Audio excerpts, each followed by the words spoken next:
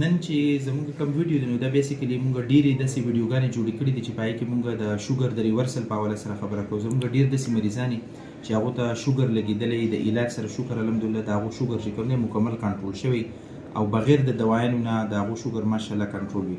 د دې نه علاوه یو بل انیشیټیو موږ سټارټ کړی دی چې کمو خلکو وزنونه ډېر زیات سیوی نو که د هغو وزن کنټرول شي د هغې مختلف طریقه کار دی. په هغې کې زموږ یو مریض و هغو ته موږ د ویټ لاس ټریټمنټ سټارټ کړی د هغې سره د هغو ویټ ریډکشن هم شوی دی. خو په هغې کې د ټولو نه کمال خبره دا وه چې زموږ یو داسې پیشنټ چې تقریبا د 1 کاله پورې هغو د شوګر دوايانې او دا استعمال کړې وي نن موږ ته په فالو اپ کې راغلو نو د هغې چې کوم RBS دی نو هغه وداوت چې کوم میډیکیشن دی نو هغه ماشاءالله کنټرول دی. HbA1c هم 6.1 ته راغلی. د ګلوکوز چې کوم دی هغه RBS 115 دی. نو دا یو ډېر غټ اچیومنټ دی او دا ستاسو دپاره هم چې کوم هغه مریضان چې د چا وزنونه سیوا دي نو که ستاسو هغه وزن کنټرول شي د هغې زموږ سره مختلف علاجونه دي هغه ټول علاجونه موږ کوو. په هغې کې زموږ سره میډیسنز دي ګولۍ دي په هغې کې زموږ سره انجکشنز دي په هغې کې نور هم داسې مختلف میتډز دي. نو ډاکټر صاحب تاسو ډاکټر صاحب نوم څه دی؟ زما جنید عالم. دا جنید عالم صاحب زموږ ډاکټر صاحب دی او دا د دومدر ده.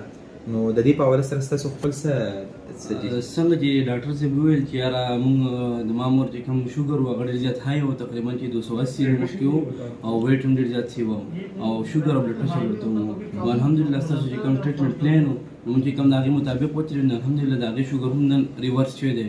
ډاکټر صاحب وویل چې بیخي ختم شوی دی ریورس شوی دی او د هغې چې کوم بلډ پرشر دی هغه هم کنټرول شوی دی. دې کې به یو خبره زه تاسو ټولو ته ریکویسټ کوم چې زموږ ډېر داسې مریضان دي چې هغه الحمدلله په ګولو سره په 30 شوګر سره راغلي او هغه الحمدلله اوس خدای پاک مکمل کنټرول کړي او هغه ټول مریضان میجورټي چې کوم دي بغیر د دوايانو نه د هغو شوګر کنټرول دی. په دې ویډیو په وساطت سره زه تاسو ټولو ته دا ریکویسټ کوم چې دا چې کوم مریضان دي کوم چې موږ د دوايانو نه بند کړي دي او د دوايانو نه بغیر د هغو HbA1c او RBS کنټرول دی د ټولو ته به زه دا ریکویسټ کوم چې یاره تاسو خپل پال پرهیز مه پرېږدئ. که ستاسو شوګر کنټرول وي د دې هرګز دا مطلب نه دی چې یاره تاسو به پرهیز پرېږدئ تاسو به مطلب واک من نه کوئ. نو کوم چې ډایټ او ایکسرسایز دی نو هغه به تاسو چېرته هم جاري نه ساتئ.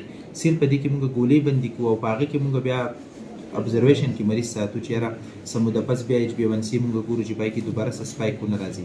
نو بنیادي مقصد دا اوسو چې یاره تاسو کوم مریضان که خدای پاک د هغو شوګر ښه کړی وي یا ریورس کړی وي نو د هغې نه پس هم هغو له پکار دی چې هغو خپل ډایټ او ایکسرسایز چې کوم دی هغه جاري وساتي. ډېره ډېره مننه.